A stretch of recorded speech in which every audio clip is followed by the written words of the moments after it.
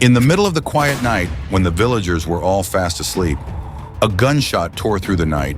And in this video, we see how that shot sparked a brutal revenge, an internal purge carried out by their own people.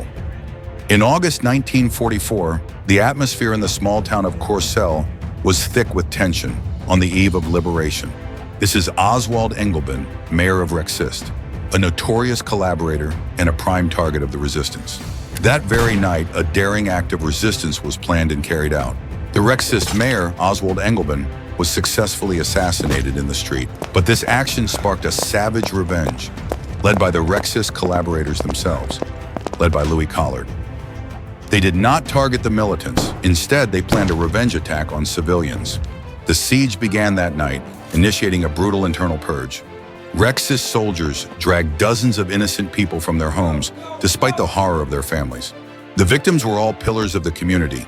Among them were respected doctors. The devoted teachers who educated the town's children were also taken away. Other local officials and even priests were also included in the purge list. They were arrested without evidence, simply on suspicion of sympathizing with the resistance. The truck took them to an undisclosed location.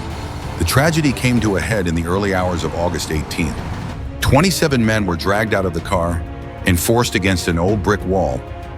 They were brought before the firing squad, which ironically was made up of their own Belgian compatriots.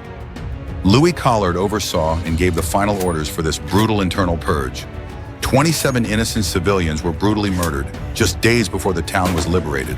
The Courcelles massacre has gone down in history as the most brutal war crime committed by the Belgians themselves. It exposes the ultimate pain of a community torn apart, not by enemies but by internal conflict. Fear gripped the town as the murderers were still there, even as the liberators were approaching.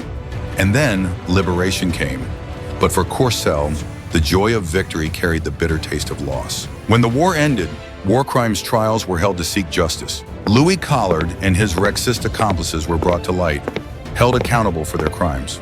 Justice was eventually served, but it could never erase the permanent scar on the community's heart.